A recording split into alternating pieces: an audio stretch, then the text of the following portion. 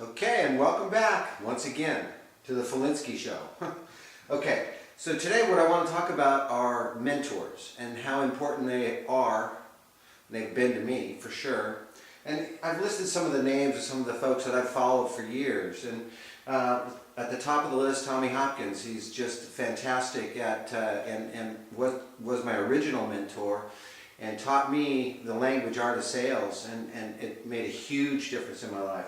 Tony Robbins, recently Frank Kern, Brian Tracy, Deepak Chopra, Wayne Dyer, Gail Hima, Bob Proctor, Greg Proctor too, Dan Kennedy, Bill Glazer, Brendan Burchard lately. What an energetic and great guy he is. Well, anyway, the point is that mentors can make a huge difference in your life. A coach, a mentor, someone that you can bounce your things off of that you're going through right now. Maybe you're new in sales, and when I was, let me tell you what it did for me.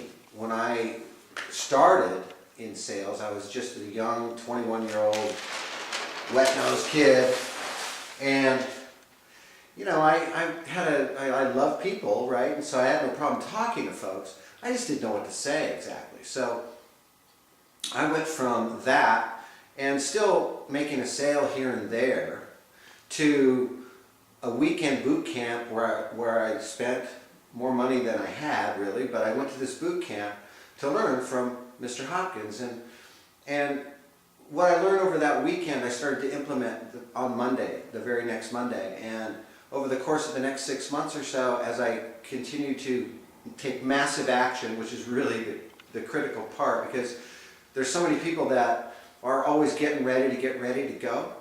You need to go. Imperfect action is where it's at. And so I did that. I practiced that imperfect action every single day. And my business went from so-so to it skyrocketed. Like I said, a sale here and there to consistently 5, 7, 10 sales every single month in the real estate industry, which put me at the top of my office certainly, and one of the top salespeople in the country at the time. So, which is cool and everything, but really the point is that I would have never been able to do that had I not gotten the training and the coaching, to get me there, and then had I not implemented it. So there's two keys there. You need to get the right coaching, and then you need to take action. And really taking action is the most critical part of the whole thing. So let me tell you a little bit of a funny story. When I was first in the business, okay, this is kind of like my, maybe my most frustrating day in the business. Well, this was my first sale, right? So at the time I had this little Volkswagen Bug that, barely ran. Half the time it wouldn't. Ripped seats, but it was what I could afford. It's what I had. So anyway, I got these folks into my car. We're going to go look at property, right?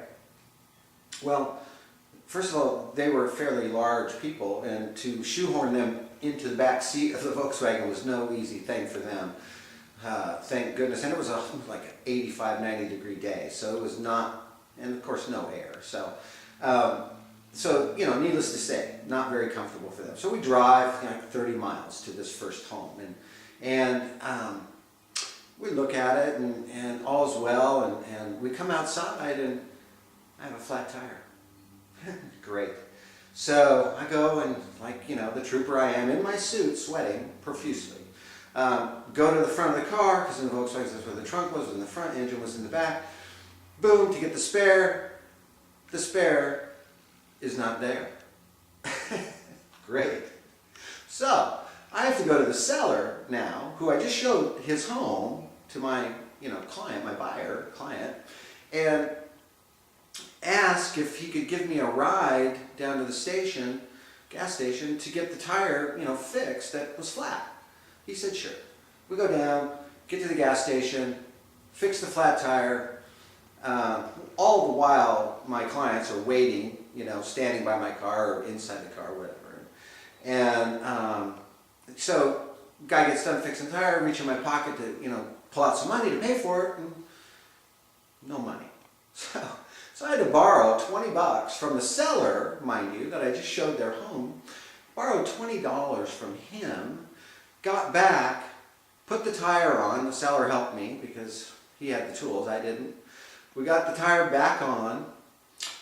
The buyer reimbursed the seller the 20 bucks, and we're driving back on a tire that's plugged and hopefully will last us the 25 or 30 miles we have to go to get back to, the town where we came from. So here we are driving, and my God, they say, of course, whoa, what a hard day, huh? And I said, yeah, geez, and they go, bet you'd love to have a beer and pizza with us. I said, yeah, great. And they go, by the way, we want to buy that house.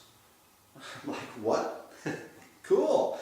And so, again, brand new, right? So I get out, and back then it was a one-page agreement. That was it for real estate. I mean, today it's like 14 pages and it's a book. But back then it was one page, 8.5 by 11.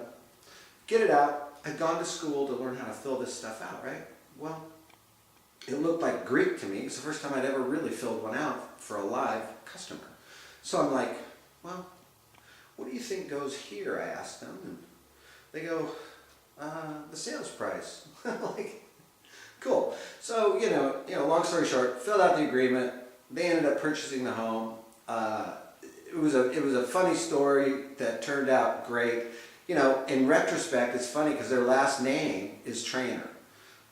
And boy, did I learn from them and from that experience, be more prepared, number one. But what I really learned is that from the mentors and the coaching and the teaching that I had, it taught me to persevere, no matter what, and I think the only reason that they actually purchased the home that day, well, number one, they liked the home, obviously, but the only reason they worked with this bumbling idiot was because I think, either they felt sorry for me, which is quite possible, or because I was passionate, and never say die type of an attitude, and yeah, we got these obstacles, but it's no big thing, right? Just move forward, and it was cool. So that being said, find yourself a mentor.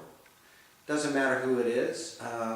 Any of those folks on that page that I mentioned to begin with, these are all great people in their own right, and what they do, they're fantastic at it. You can learn a lot from them. I'd love to be your mentor as well. So, especially if you're in the sales industry, obviously, because that's what I coach and teach, is how to, really, it's not it's how to increase your sales. It's really not, about selling per se, but it's really how to increase your sales and to go from maybe struggling to, thriving. So with that being said, make it a great day, and thank you for joining me again, and we'll see you soon.